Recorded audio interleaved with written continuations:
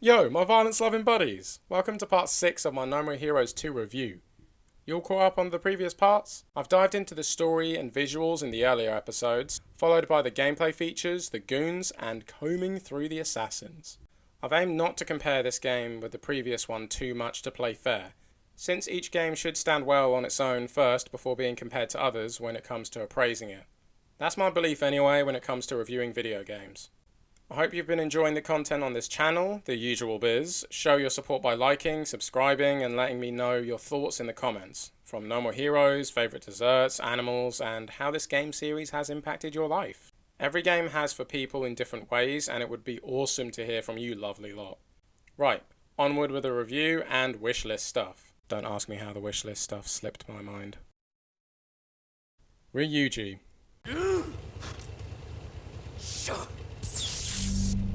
Alright, we're back with Travis, no messing around here. We ride off into the sunset and straight into a sumo fight on motorbikes. A segment that separates the kitties from the tigers. We are suddenly on motorbikes and got to bash one another off the cliffside. The good part is the controls are mapped from the previous game. Downside is Tiger 2 does not have the sharp donut turn anymore. Instead your tail drifts off. We get to use the nitro, but this prologue to the actual fight is more tactical than most. At first seeming impossible with Ryuji's invincible move I like to call Dragon Winder. Again, all you need is a bit of patience and observe his movements.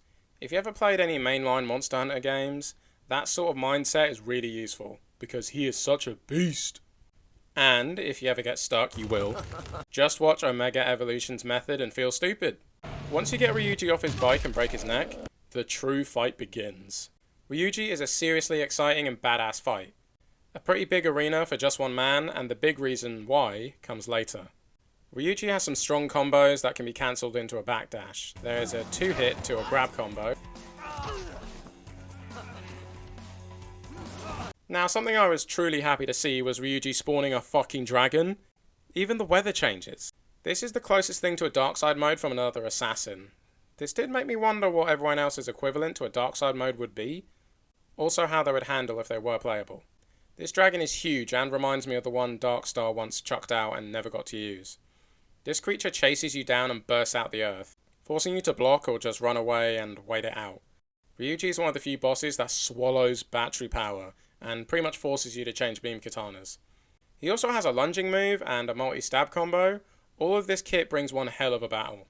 If any of these elements were to return in No More Heroes 3, I would first of all fix the bike segment by adding a bit more traction to Travis's bike, along with stopping Ryuji from going into the Dragon Winder move so soon after the last, especially when he is near the cliff edge. I want a meaningful battle if it is on a bike, not to be forced into cheap tricks for a segment of the fight. There is also fixing the grab so it lands more easily. Unless it's a dark step counter, then just leave it be. And maybe let Travis spawn a beam tiger in response to Ryuji's dragon. This fight is definitely among my favourites. The second half of the fight is fantastic, rewarding patience, aggression, and giving the player the chance to really bring that and thunder. I hope I made you proud. Thunder Ryu.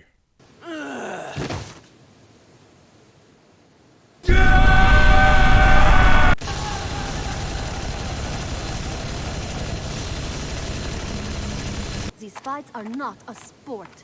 Shit. Mimi. Now we are one. Let's play. We now go into Henry's mind and fight the figment of Henry's inner weeb. Playing as Henry really is amazing. His combos feel swift and methodical, a bit on the short side, but has a good hop to them. His charged attack is a projectile like what was seen in his boss fight from No More Heroes 1. Henry has a fantastic dash which feels like having a dark step on a button, and sort of makes dodging feel a little redundant since he can guard fresh out of the dash. And he does not need to recharge his cross saber. Gotta stay Irish and proper after all. Fighting Mimi feels and is pretty cool. This place seems to be a near infinite stage arena. She has a slow 3-hit combo, a spinning slap attack. Clap them Irish cheeks, you mini madam. Mimi also has missiles that spread and track, a slam from above, a long range grab, and a laser that makes Mimi into a turret for a short period. Pretty solid projectiles overall, but doesn't approach much, which I like. Since her kit leans towards making some long-range attacks, then slowly approaching. Pretty fun because of the amount of space Henry gets to play around with, but a shame that Mimi doesn't have anything in her kit to clash with. Only thing I would change if any of Mimi's mechanics made a return is adding a physical attack to clash with, having a phased behaviour that aggressively pursues Henry, along with an attack that has Mimi diving forward with a barrage of missiles. Hopefully this suggestion would make better use of Henry's dash, creating sudden chase scenarios. Also having Henry in stages would be cool with such a simple yet beastly kit. A lot would have to be rearranged from the formula most stages in No More Heroes 2 already follow. A new enemy type would need to be introduced that made the player actually use Henry's dash ability in an effective way. The dash ability would be seriously satisfying against multiple enemies if the targeting system was adjusted a bit too. A real fantastic experience playing as Henry, truly trippy, and I'm glad he woke up to face the madness. Why don't you come with me? You'd like it there. I know you're trying to trick me.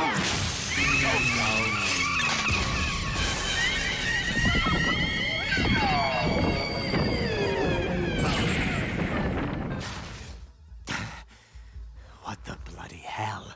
Oh, chill out. Margaret Moonlight. You know this song? Nope. How tragic. Then let me teach you. This rampage was trying to kill you with boredom. The parking lot segment was pretty long. Well, actually very long. Best to enjoy cycling through all the dark side modes. My thoughts are with you if you never get to transform into a tiger. The lengthy runtime combined with a lack of music was an artistic move to get the player to start getting fed up with all the killing. Fortunately, once the parking lot is clear, we get to savour one hell of a tune, No More Riot. This track did appear just before Nathan's hotel room, but I usually forget this fact. And a more streamlined segment which is thankfully short.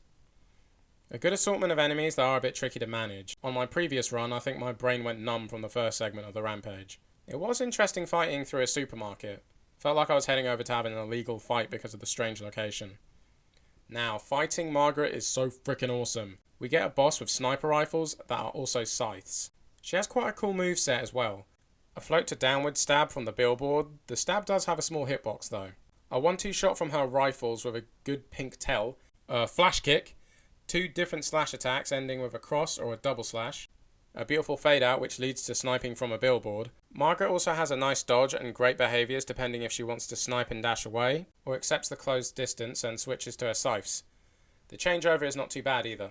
All of these combined make a pretty fun fight at 2 different ranges. And I noticed that I could do a dash attack to deflect the bullets from Margaret's grounded assault. Pure luck there though. If Margaret's kit was able to make a return in any form, I'd like to see Margaret's fade out lead into slicing Travis from a different angle. Seeing her approach with her sniper rifles, I need to be ready with a parry that somehow involves Margaret using her sniper rifle or fade out. She is pretty dynamic as is, so I imagine these additional options on top would make her truly terrifying. It is always an absolute blast to fight Margaret. Hard not to with such a diss track in the background. Riveting melody, isn't it? Catchy as hell.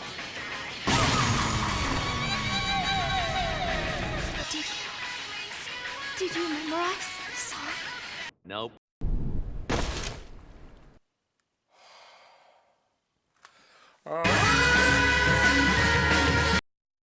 Captain Vladimir. I've been followed by an American? This is Captain Vladimir, entering emergency attack mode. Hitting the open road felt nice. Only challenge is bashing into objects to keep the nitro going. Seeing the storm in the distance is great too.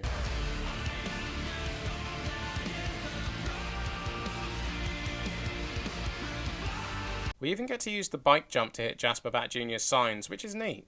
Fighting Captain Vladimir is a bit odd. He frequently teleports to the opposite side of the field, has an energy shield which he can punch and kick to break, a face laser, throws rocks at you. He also shoots numerous little sky lasers which scatter across the field and has a big ass space laser too. The rocks travel at a decent pace, the lasers had me approaching a bit cautiously and had me a tiny bit mindful like I was fighting Holly. The face laser really is flashy, coming out as a straight regular one with the captain slowly turning, and the blue face laser which he turns with much faster. Captain Vladimir's shield is tricky to break unless you punch and kick it. Since it spawns in front of Vladimir, you have to jog around and then hit him to do immediate damage with your beam katana. If you hit the shield, your weapon will bounce off and leave you pretty vulnerable.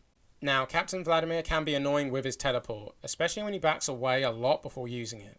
The main aim of this battle is to get behind Vladimir, attack and be aware of where his shield is, because knocking it at its sides can have Travis's attacks bounce off it again.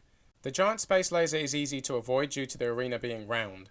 The rocks have a big tail when thrown because Captain Vladimir flashes too.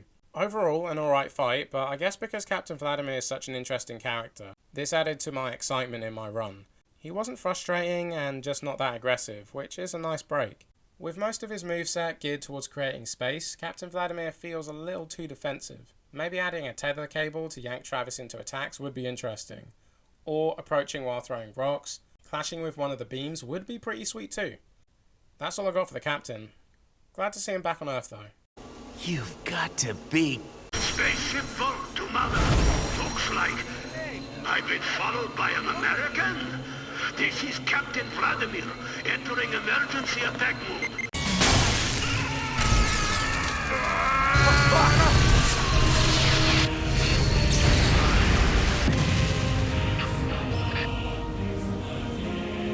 Volk, my ship. It's over, Captain. This is Earth. Yeah. Welcome home. So, I'm finally back. After all this time. Fresh oxygen. Blue sky. Beautiful as I remember. Glory to the Soviet Union. You are now ranked 3rd. Just leave him alone. Let him rest in peace. We must dispose of your remains. It's policy. Screw your policy. He's back with the Earth after who knows how long. You're not gonna suck him up with your damn vacuum.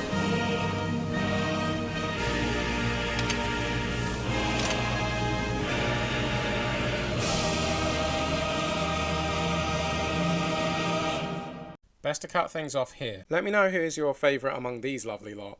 I hope you have been enjoying the madness on your end. Got some outstanding moments? Let me know in the comments. Hit the like button to show your support and subscribe if you are not already. In the next video we got the final 2 assassins to review along with my final summary and wishlist. Until then, see you on the next journey. Take care.